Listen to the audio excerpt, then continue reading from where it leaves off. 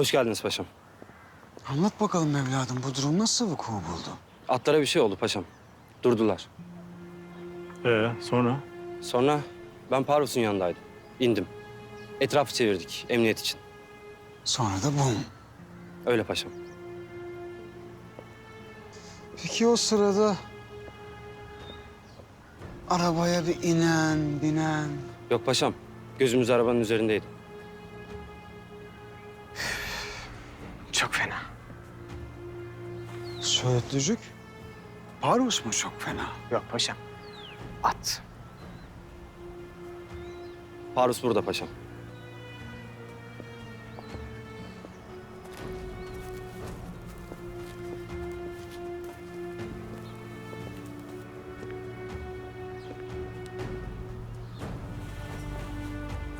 Burada demesek... Yahu bunun kelepçeleri bile erimiş. Biz Parvus'u nasıl teşhis edeceğiz?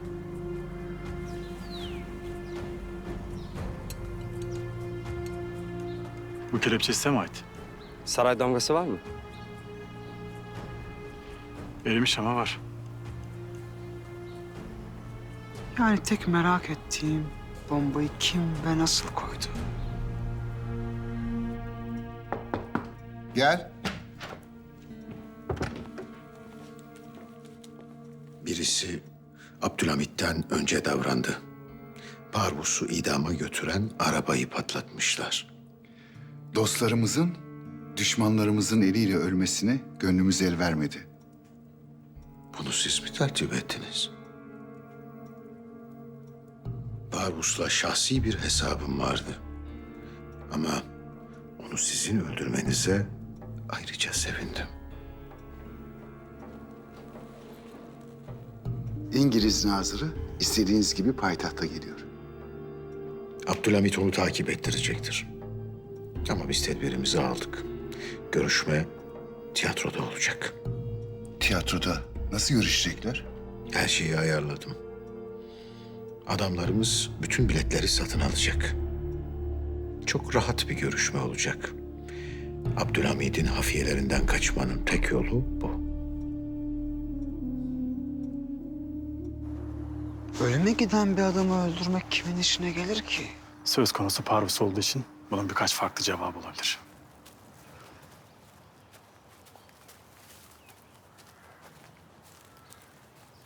Paşam, Luka tüccar olmuş.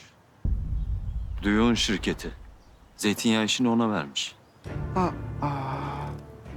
Gördün mü Mehmet Efendi? Aradığımız cevap ayağımıza geldi. Demek ki İngilizler Luka'dan Parvus'u istemişler. Karşılığında da zeytinyağı işini vermişler.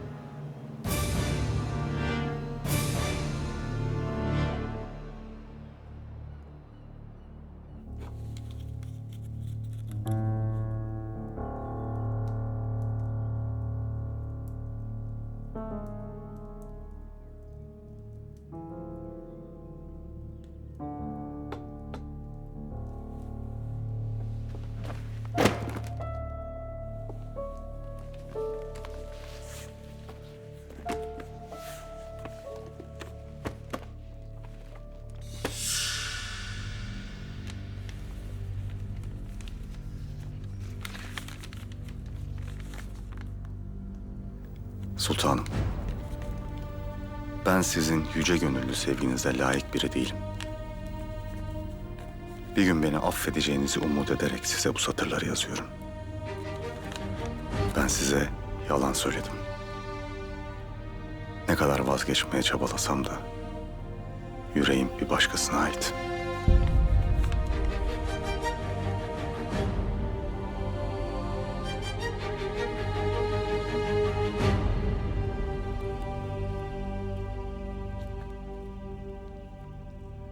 Hafiyelerimize verilebilecek muhtemel suikast hedefleri. Bütün bir İngiliz kabinesi ve Lordlar Kamerası azaları. Bir sürü hedef. Ve suikastin kime tertipleneceğini bilen tek kişi de öldü. Hünkârım, hafiyelerimize haber vermenin bir yolu yok mu? Yok paşa. Biz her ne emir verirsek mutlaka yaparlar. Ardından nerede olduklarını haber ederler ve yeni emirleri beklerler. Gel. Hünkârım, Fehim Paşa geldiler.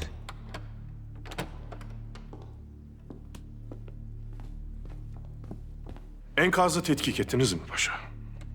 Ettik hünkârım. Lakin bombanın tesiriyle cesedi teşhis etmek imkansızlaşmış. Kolundaki kelepçe askerimizin taktığı kelepçe. Ayrıca askerimiz Parvus'un arabadan çıkmasının imkansız olduğunu söylediler. Gözleri arabanın üstündeymiş hünkârım. Benimse şimdi merak ettiğim bu işi kim ve neden yaptı? Bu suali ben de sordum hünkârım. Bir cevap bulabildiniz mi? Parvus'un Lukka adında bir adamı var. Duyun Umumiye tarafından zeytinyağı işi verilmiş hünkârım. Yani İngilizler tarafından ödüllendirilmiş bir adam. İsabet buyurdunuz sahipkan efendimiz. Eğer bir adam bir yerde sebepsiz yere yükseliyorsa... İngilizler Parvus'un ölüm korkusuyla konuşacağından endişe ettiler ve işi Parvus'un adamına verdiler. Ölecek bir adamın üzerinden kimse hesap yapmaz sahipkan efendimiz. Luka yoluna bakmıştır. Kim bu Luka? Sicilyalı efendimiz, Luka Tesso. Casa Nostra diyorlar kendilerine. Acımasız katiller. Afyon işine o bakıyordu burada. Bu adamın peşini bırakmayınız paşa. Anlaşılan hedefi başka yollardan bulacağız paşa.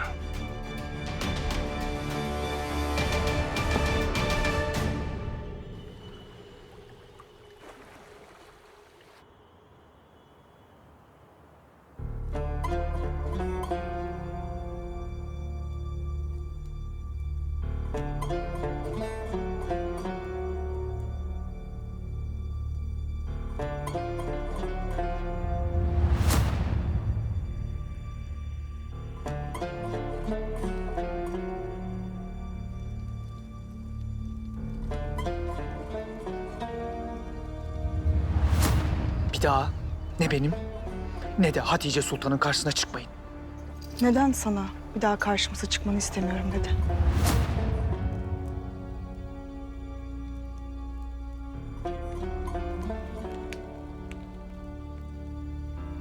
Allah'ım. Allah'ım böyle bir şey doğru olabilir mi?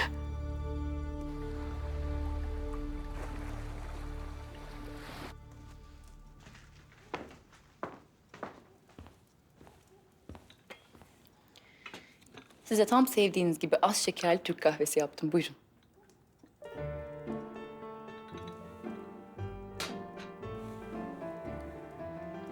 Ellerinize sağlık sultanım.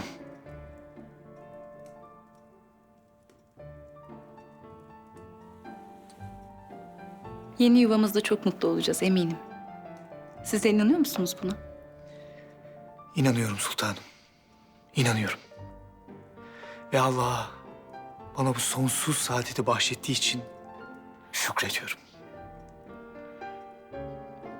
Ben de.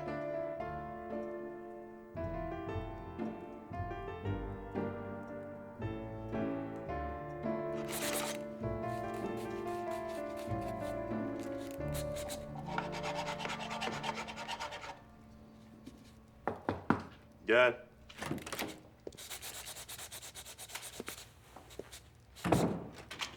Buyurun sultanım. Hünkârım, hala mı yorulmadınız? Yoruldum. Burada dinlenmeye çalışıyorum.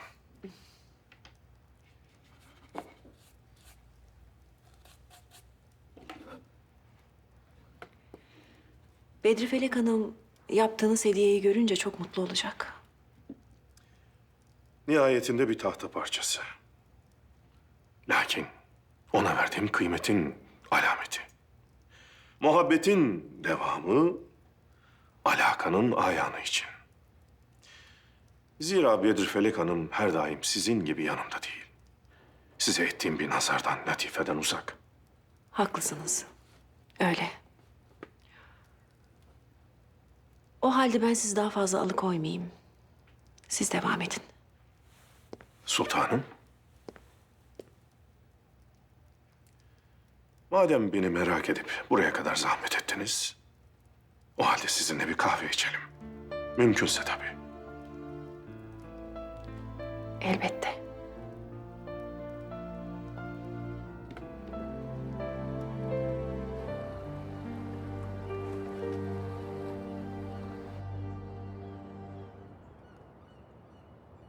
Şeyhülislam Efendi'ye atlattığı badireler sebebiyle geçmiş olsun deriz. Sizin sıhhatinize duacıyız hünkârım.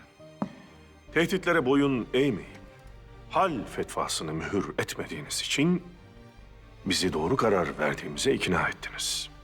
Hünkârım, başımı bile alsalar size asla ihanet etmem. Siz alemi İslam'ın ümidisiniz. Hamdolsun teşebbüsü bertaraf ettik. Bizi oyalayan bir devlet düşmanından kurtulduk. Karşımızdakiler toparlanana kadar İngilizler, Fransızlar ve Ruslar yeni bir plan yapana kadar bizler en hızlı şekilde icraata geçmeliyiz. Hünkârım, fabrika meselelerine hız verelim. Millete iş imkanı doğuralım. İnşallah bu yıl bütçe fazlası vereceğiz. Doğru dersiniz Mahmut Paşa. Ekonomik olarak düze çıkıp duyunu umumiyeye olan borcu ödemek için var gücümüzle çalışacağız. Hünkârım, zat-ı şahaneniz bu kadar çalışırken maalesef sokaklardan iyi haberler almayız. Neymiş o haberler Zühtü Paşa? Et fiyatları hünkârım çok artmış. Millet şikayet eden addedilmemek için valiye bir şey söylemiyor. Lakin kimseler et alamıyor. Sebebi nedir? Kasapların kararı hünkârım. Son bir aydır ete %200 zam gelmiş. Anlaşıldı paşa. Anlaşıldı.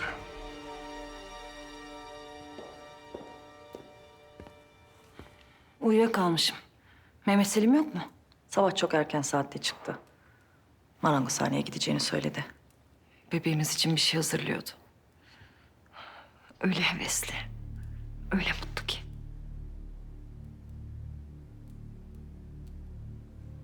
O kadını asla affetmeyeceğim. Bebeğimi onun yüzünden kaybettim. Efsun denen o kadını asla affetmeyeceğim. Asla.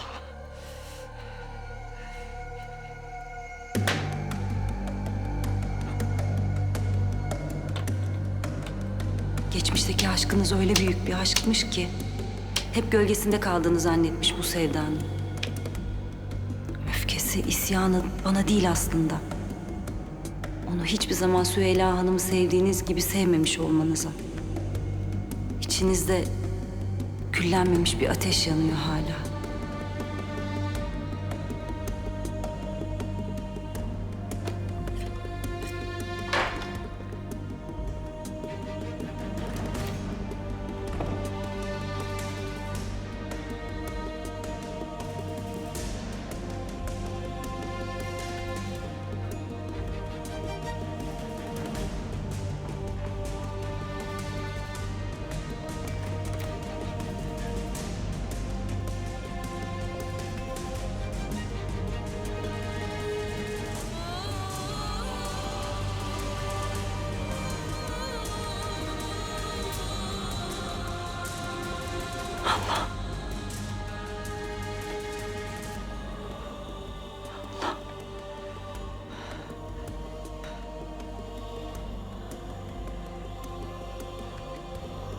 Senin yüzünden.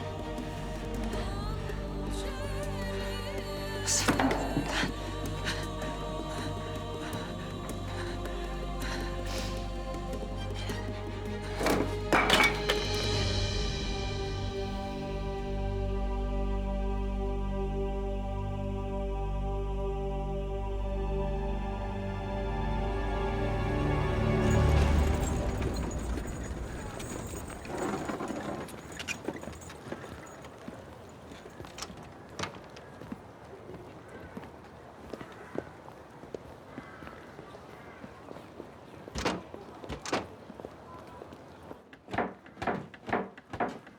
Pazar olsun.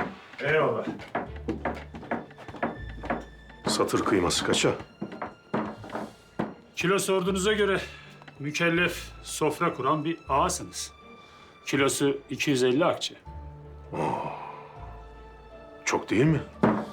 Vallahi beyim, bizim yapacak bir şeyimiz yok. 50 gram mı? Kaça olur?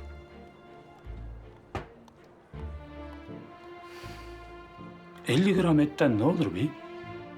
Anlaşılan dışarıdan, köylerden falan geldim. Payı da pahalıdır. Nereden geldiysen oraya geri dön. Fakirin kursağı et görse bayram edecek vaziyette. Sen de bu fiyata satma. Ucuza satarsam bir daha et sattırmazlar bana. Sarayım mı 50 gram? 50 gramı da alacak güç yok bizde. Beyim gel bak ben sana şöyle yarım kilo sarayım. 25 akçe olur. Ama kimseye söylemek yok. Bir çiftlikte bey var. Et fiyatlarını eşitmiş. Bana gönderiyor. Et almaya gücü yetmeyen kişilere de sat diyor. Eğer lonca reisi diyorsa kasaplık yapamam.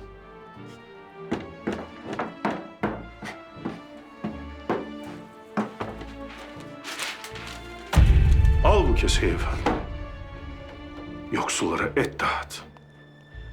Sana ucuza vermen için kim et veriyorsa o adama söyle beni bulsun.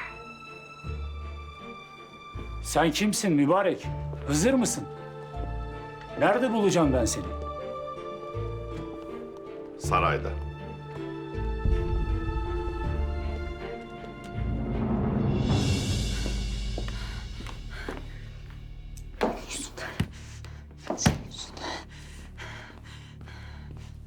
Ne yapacağım ben? Handan Hanım. Bırak beni. İyi misiniz? Soruyor musun bir de? Soruyor musun bir de? Handan Hanım. Geberteceğim seni. Allah'ın cezası. Geberteceğim. Ne yapıyorsunuz Handan Hanım? Ne yapıyorsunuz? Geberteceğim.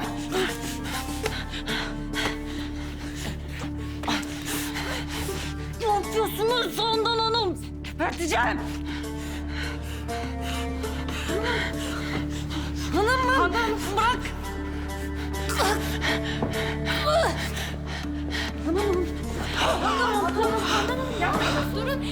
Hanım lütfen yapmayın. Yapmayın. Sakin olun ne olur. İyi misiniz? Hanım yapmayın. Bırak. Tamam. Bırakın beni bırak. Hanım durun. Geberteceğim. Geberteceğim. Bırak. Lütfen.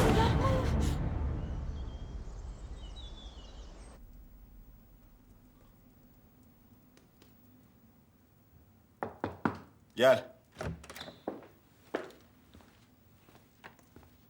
Paşam, bu pusulayı size bırakmışlar.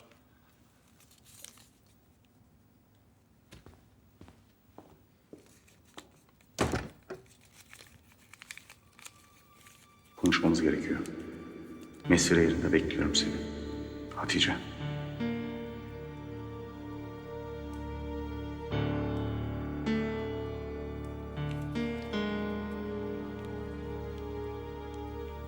Hünkârım, bu Parvus keferesi de öldü gitti.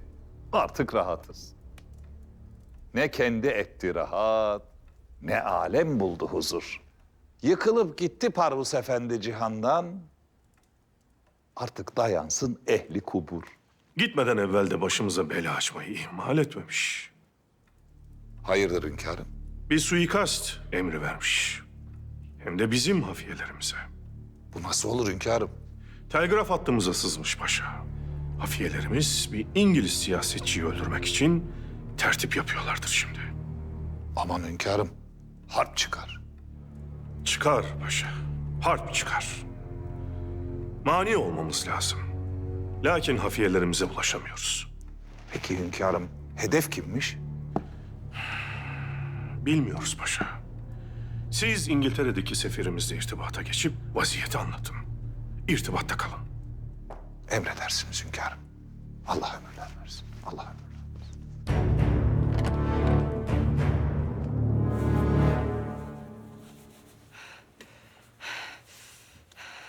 Handan, iç kızım şunu. Siz ne hakla, ne cüretle böyle bir şey yapabilirsiniz? Nasıl bu kadar pervasız olabilirsiniz Handan? Ha, benim aklım almıyor. Bakın, size meseleyi izah ettim. Öyle zannettiğiniz gibi hadisenin Misli Melek'le ya da Abdülkadir'le alakalı olmadığını anlamışsınızdır artık.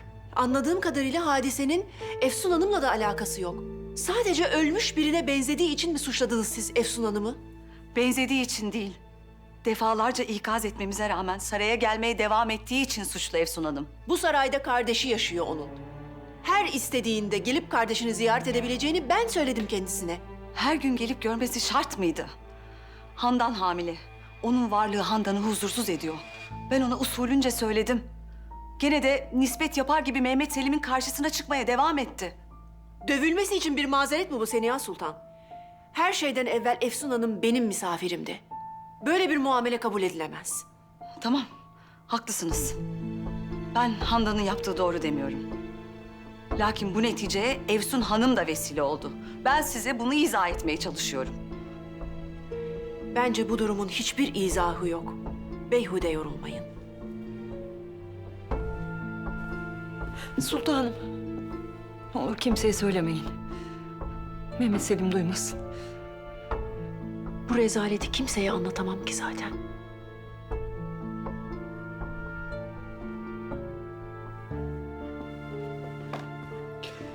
Ah Handan ah. Kızım ne yaptın sen?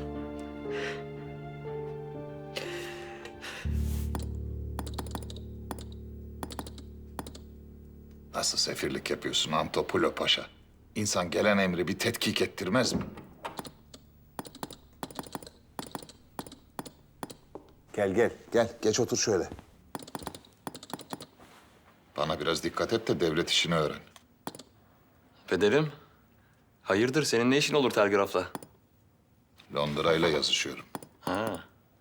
Çağır bir katip yazsın pederim. Akıl küpüsün maşallah. Bak bu senin söylediğin benim hiç aklıma gelmemişti. Maşallah evladım benim.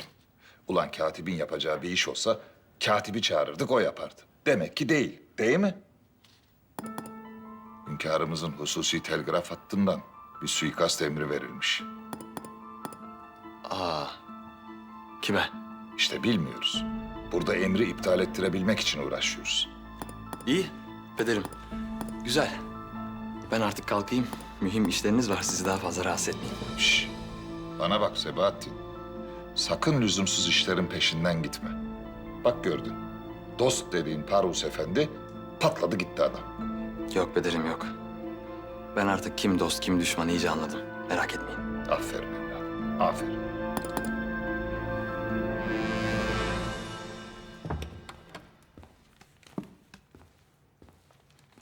Hünkârım, kasap loncasının reisi geldiler.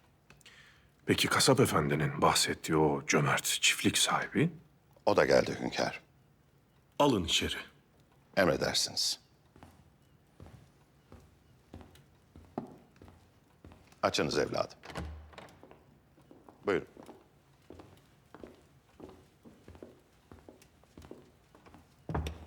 Buyurunuz lütfen.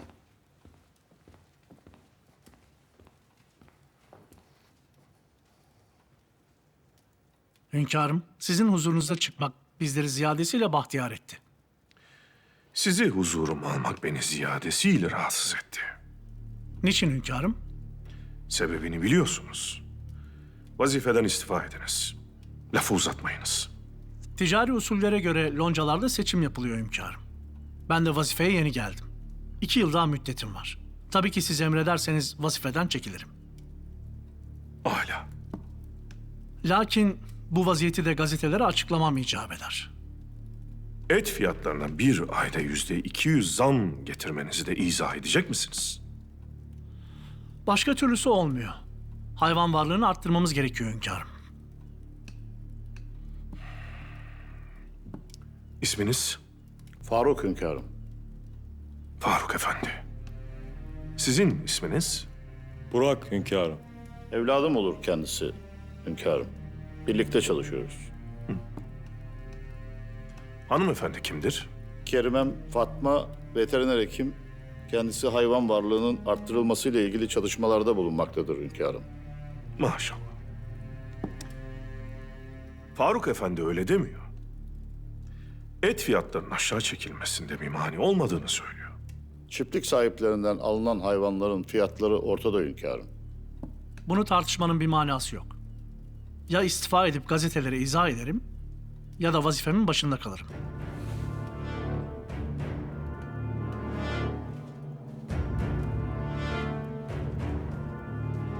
Soyguncular milletin rızkına göz dikmişler.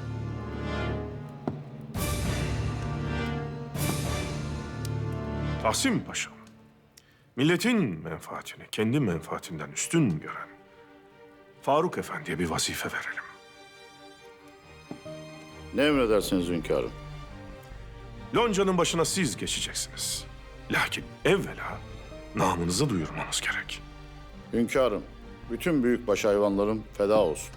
Yeter ki milletimizin rızkına göz koyanları men edelim bu işlerden. Âlâ. Lakin lonca seçimlerini kasaplar yapıyorlar. İyi kazandıkları için de bizi seçmezler hünkârım. Seçecekler Faruk Efendi.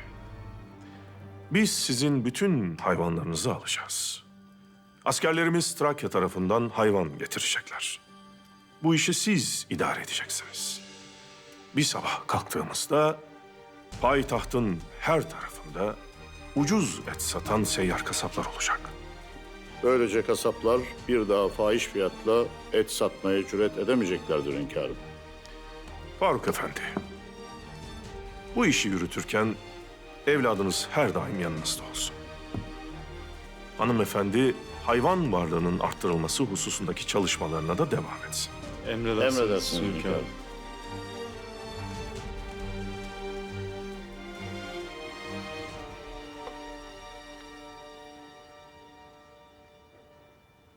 Acıyor mu abla? Acımıyor. Ama ben onun canını acıtacağım. Abla neler söylüyorsun? Yaptıklarını onun yanına mı bırakacağım? Anlamıyorum. Niye böyle bir şey yapar? Neden? Ben anlıyorum. Kocasını kıskanıyor benden. Kıskandıracak ne yaptın ki? Bir şey yapmama lüzum yok. Mehmet Selim'in ilk aşkına çok benziyorum. Ben de o aşkı tekrar bulacak, onu elinden alacağım diye deli oluyor. Ben konuşurum onunla. Böyle bir şeyin kati surette olmayacağını söylerim. Hayır, konuşmayacaksın. Kendimi o kadına ispatlamak zorunda değilim. Mehmet Selim gibi bir adamı hak etmiyor o kadın. Zaten böyle davranmaya devam ederse kaybedecek kocasını.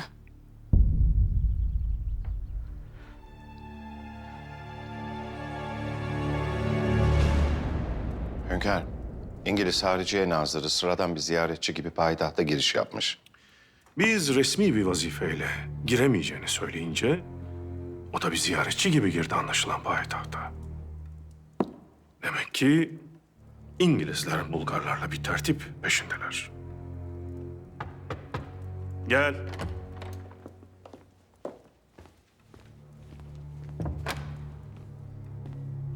Hünkârım, bir havadisimiz var. Nedir paşa? Londra sefirimiz hafiyelerin isimlerini bilet listelerinde görmüş. Payitahta gelen bir gemiye bilet almışlar günler önce. Yani hünkârım, 3 hafiyemiz de payitahta geliyor. Neyse ki hafiyelerimiz payitahta geldiğinde onları tespit edip engel olabiliriz. Tespit edemeyiz paşa. Onlar hiçbir memlekete pasaport gişesinden girmezler. Her şey daha kötüye gidiyor. Parvus payitahta bizim hafiyelerimiz tarafından İngiliz Hariciye Nazırı'nı öldürtecek. Hem de ölüp gitmişken kefere. Hariciye Nazırı bizim tarafımızdan korunacak paşa. Derhal İngiliz sefirini çağırınız. Emredersiniz hünkârım.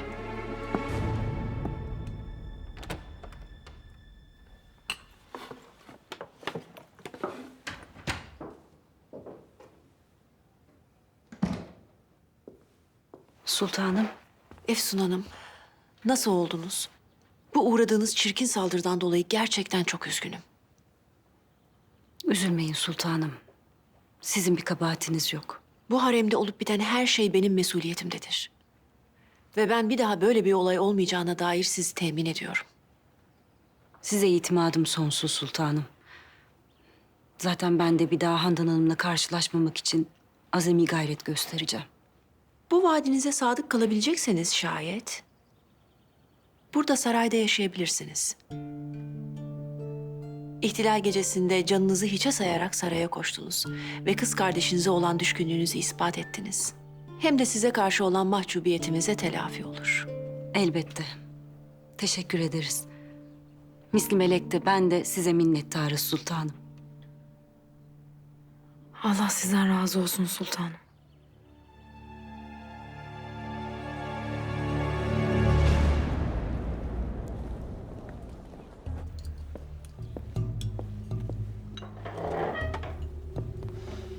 Parvus'u duydun mu? Kim öldürdü acaba? İngilizler. Neden? Artık işe yaramadığını anladılar. Yakalanmadan önce son bir emir vermiş. Abdülhamid'in telgraf hattından. Abdülhamid'in Londra'daki hafiyelerine suikast emri vermiş. Kime yapılacağını bilmiyorlar. Ben biliyorum. Kime yapılacak? Parvus büyük bir deha. Ölümünden sonrasını bile planlamış. Kime yapılacak söylesene. İngiliz Nazırına. Parvus, Nazır'ın Bulgarlarla görüşeceğini biliyordu. Hedefi Nazır'ı öldürmek. Sen nereden biliyorsun? Görüşmeyi ben ayarladım.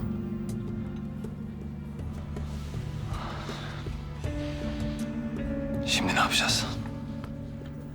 Parvus'un bize emanet ettiği planı devam ettireceğiz. İngiliz Nazırını ölümün eline teslim edeceğiz. İngiltere Osmanlı'ya harp ilan edecek. Abdülhamid'in işini harple bitirecekler. İngiliz Nazırına suikast yapılacağı haberini aldık. Ricamız memleketlerine geri dönmeleri. Önce Sofya'ya giremez dediniz. Tamam, Bulgarlar dış işlerinde Osmanlı'ya bağlıydı. Şimdi de payitahttan göndermek için başka bir bahane. Nazır Efendi payitahtı gezmek için geldiler. Boşa vehim ediyorsunuz. Bakınız, ikaz ediyoruz. Elimizde kuvvetli deliller var. O halde paylaşın bu delilleri bizle. Paylaşamayız. O halde Hariciye Nazırımız da gezisini bitirdikten sonra dönerler. Müsaadenizle.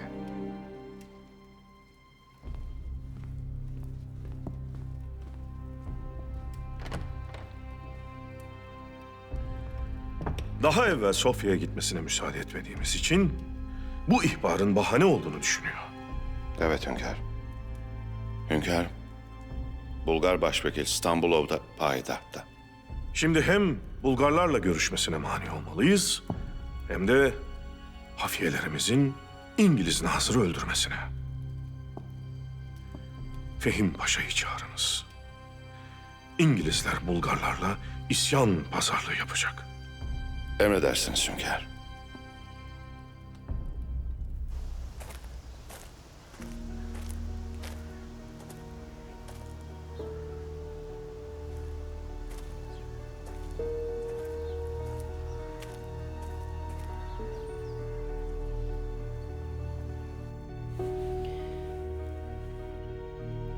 Ben Pera'ya alışverişe gidiyorum. Sultanım, siz zahmet etmeseydiniz ne gerekirse ben alırdım. Vasfi Bey için alışverişimi bizzat yapmak istiyorum. Peki nasıl isterseniz. İngiliz Hariciye Nazırı Henry Petty payitahta gelmiş. Safa gelmiş. Onu öldürmek için fırsat kolluyorlar. Böyle bir hadise vuku bulursa harp çıkar hünkârım. İngiliz Hariciye Nazırı'nı kim öldürmek istiyor? Bizim hafiyelerimiz. Eğer bu sahip Kıran Efendimizin kararıysa itaat ederim. Lakin böyle bir şey yapmak demek bütün cihanı karşımıza almak demek. Harp çıkar hünkârım. Sizi de bu yüzden çağırdım Fehim Paşa. Parvus'un bizim Londra'daki hafiyelerimize verdiği emir Henry Petty'yi öldürtmekmiş. Şimdi anladım hünkârım. Hafiyelerle bağımız yok ve İngiliz Hariciye Nazırı'nın öldürülmesine mani olmamız gerekiyor. Askerlerimiz Nazır'ı koruyor. Lakin yeterli olmayabilir. Hafiyelerimiz maharetlidir. Vazifelerini yarım bıraktıkları görülmemiştir. İstanbul'a buraya mı gelecek? Hayır. Burası Abdülhamid'in hafiyeleriyle dolu. İstanbul'a buraya geldiği anda hafiyeler burayı basacaktır. Efendim, Bay Karasu sizi tiyatro oyununa götürecek. Ben oyun seyretmeye gelmedim buraya. Benim oyun seyretmek için vaktim yok. Sir, tiyatro oyununda İstanbulov'la görüşeceksiniz. Oyun 2 perde ve 2 saat. Herkes bizim adamımız olacak. Her şey ayarlandı. Şimdi size payitahtı gezdireceğim.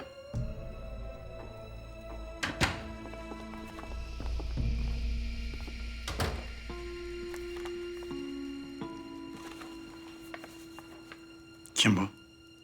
Yaşaması gereken bir adam. Söğütlü, camgöz. Yolda gelirken teferruatıyla beraber meseleyi anlattım Kızıl'a. O biliyor meseleyi. Şu anki hafiye kadromuza bir ek olarak ikinci bir halka daha kuracağız. Kuş uçurtmayacağız, kuş. Aman. Emredersiniz paşam.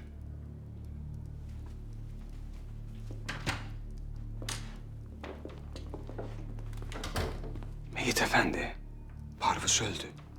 Lakin bu adamın hala rüzgarı esiyor. Eğer bu adama bir şey olursa harbe hazır ol.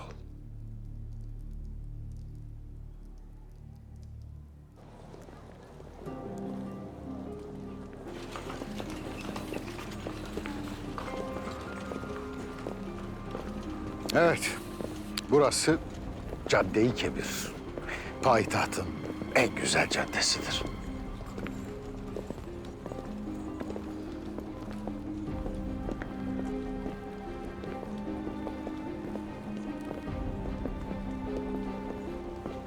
Bu tiyatro kumpanyasını biliyorum.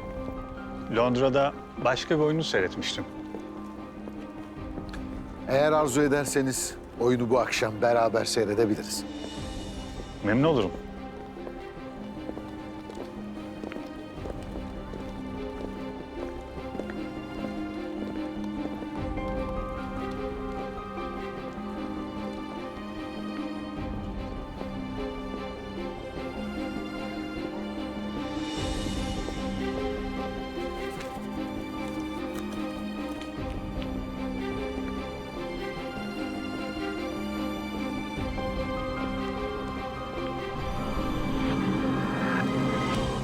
Bidar kadına karşı seni müdafaa ettim. Lakin bu yaptığın çok yanlıştı Handan.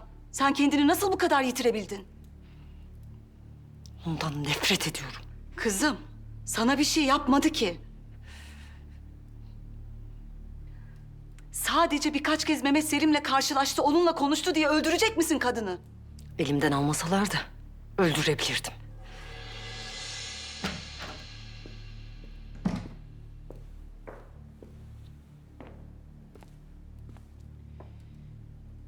Benden duymanızı istedim.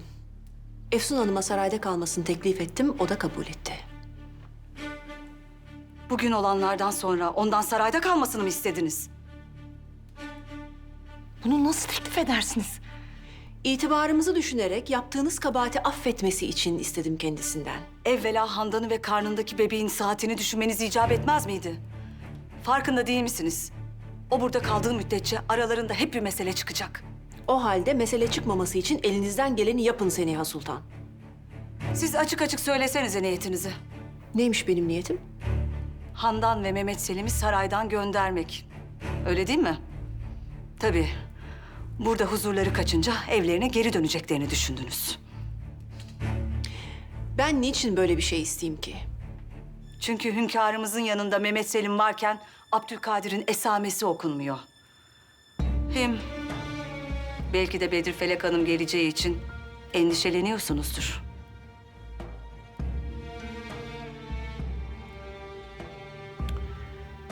Bu hadsizliğinize cevap dahi vermiyorum.